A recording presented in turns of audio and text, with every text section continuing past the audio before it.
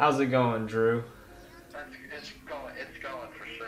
Well, it's awesome to finally talk to you. I think this video is going to end up having an incredibly clickbait title, but Oh, this is gonna be an amazing video. I can feel it. Hello guys, it is Ben. Today I'm in front of a camera instead of behind a microphone, but joining me today in this video is none other than Drew Davis from MLW. I'm sure most of you know him, the captain of the Cobras, longtime league veteran.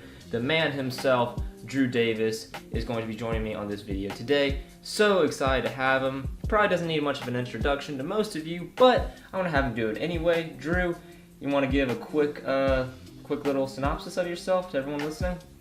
Yeah. What's going on, guys? I'm Drew Davis. I'm on the Coastal Cobras, manager of that team, but I'm much more than that. Much more than just a football player. You want to leave it at that? No, yeah, that's perfect. You can't give too much. You gotta leave a little bit of history. No, I'm sorry. I didn't realize you were such a professional at this. Today, I want to talk to Drew about stuff that goes on in the league that if you weren't a player or a veteran in the league, then you probably don't know about. So stuff that goes on behind the camera and stuff that happens that we as viewers are not exactly privy to. It's something that I think MLW has gotten a lot better at with their player interviews and the mic'd up segments, but still, I think it's really cool to get insights onto what happens on and off the field that isn't exactly included in videos.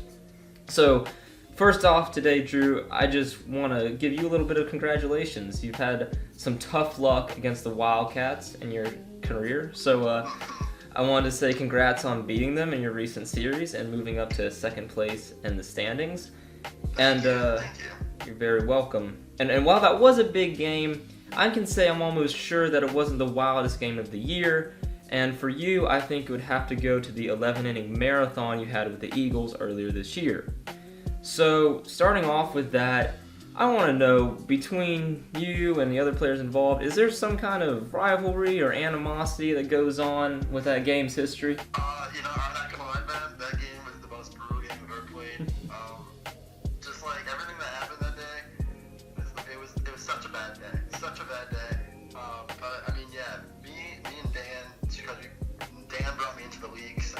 I tried out for his baseball team a couple years ago, so I've always tried to start a little something with Dan, but I've never been able to like pull through on the game side. And I always talk a lot of trash, but we can never pull it through. So I was really hoping that we could just get something going against him, and then just win 11 innings.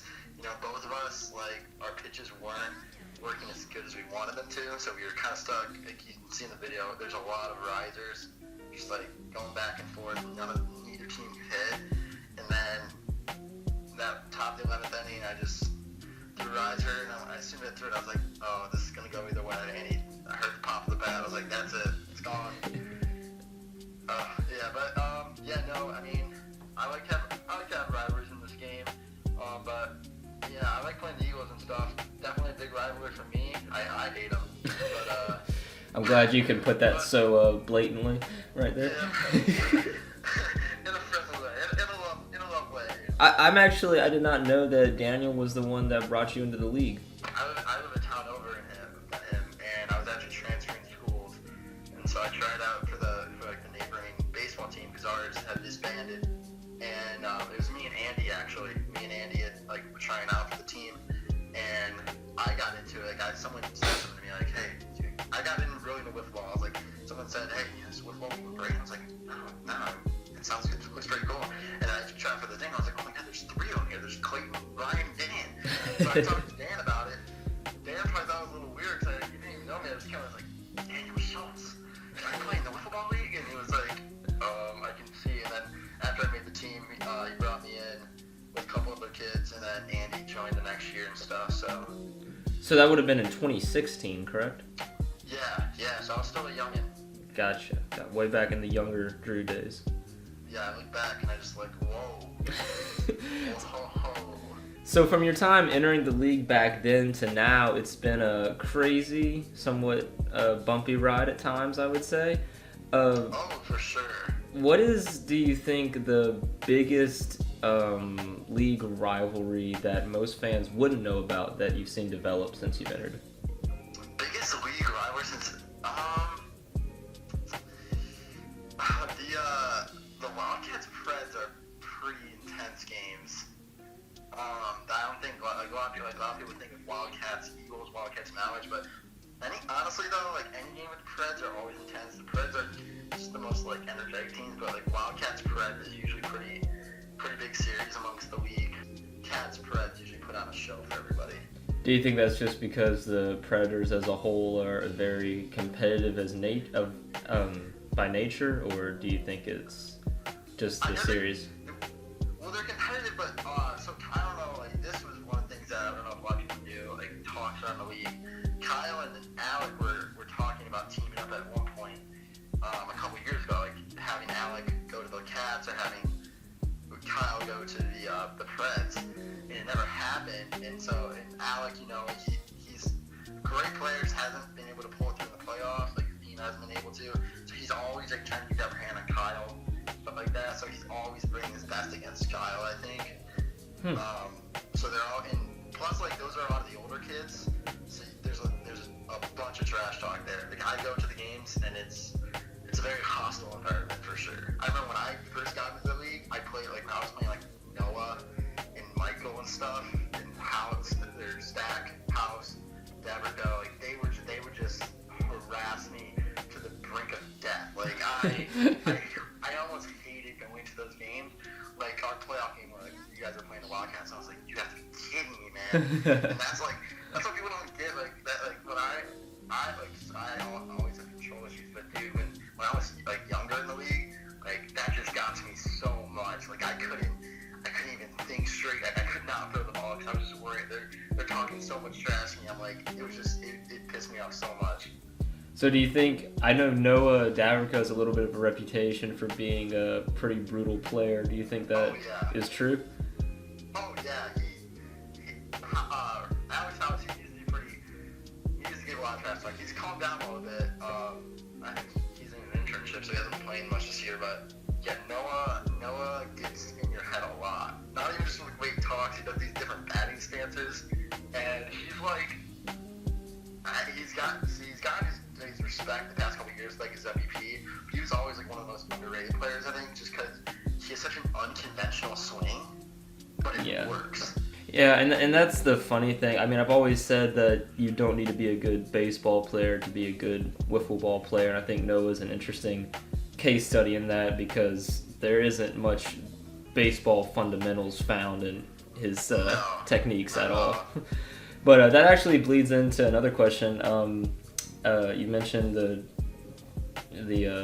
scaredness you had of facing Noah. Who do you think is your least favorite hitter to have to pitch to, and vice versa? Who is the pitcher that you do not particularly enjoy hitting against?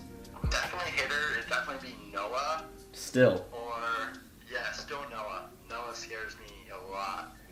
Noah, or I'd say it's kind of tough between Kyle and Dan, but I'd say Kyle. Because Kyle's just like, he's the GOAT. Like Kyle, no one's better than Kyle.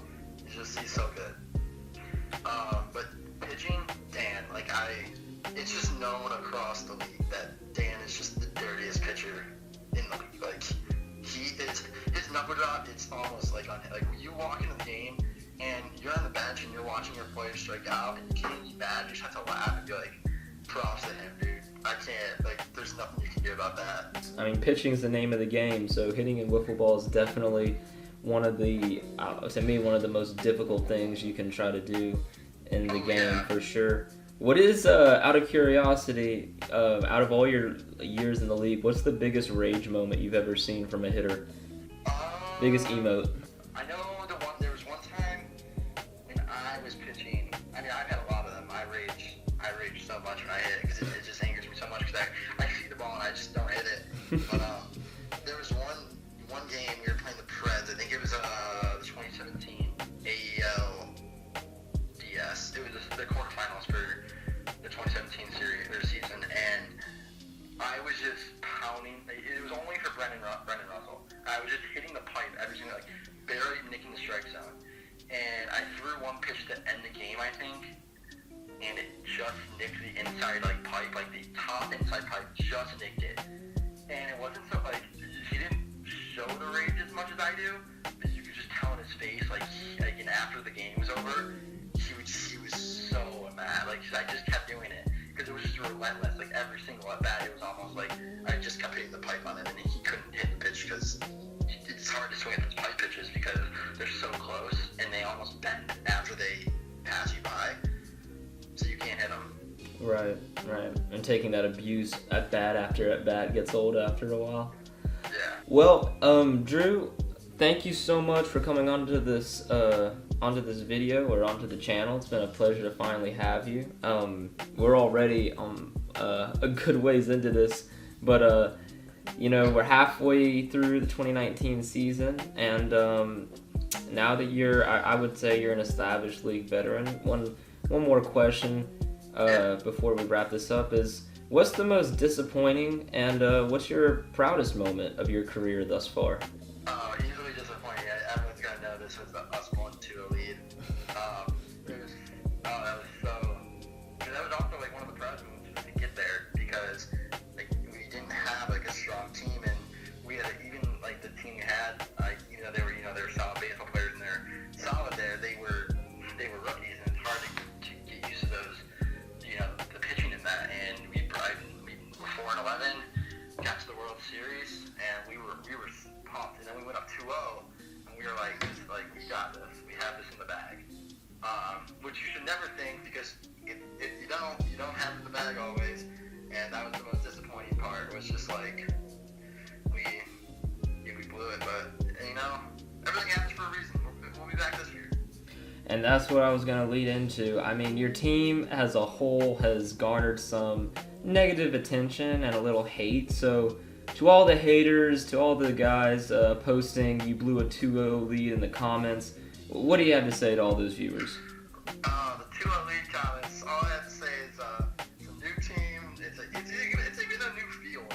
So that's not our persona anymore. Our team is definitely different this year.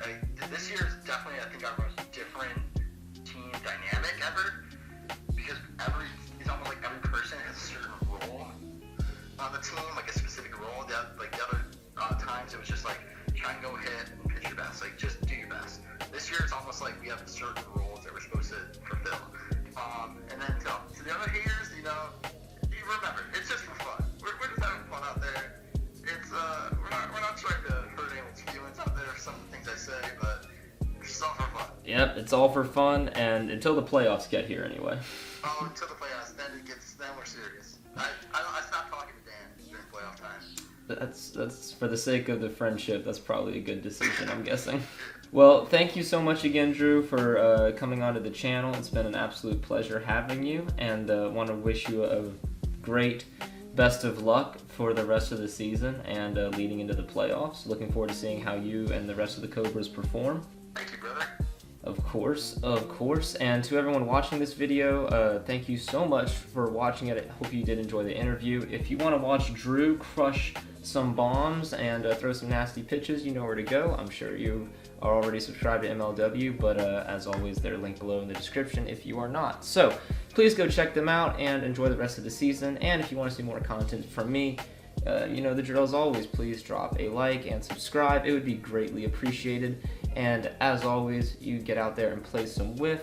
Thank you so much for watching the video, and I will be talking to you guys soon. Goodbye.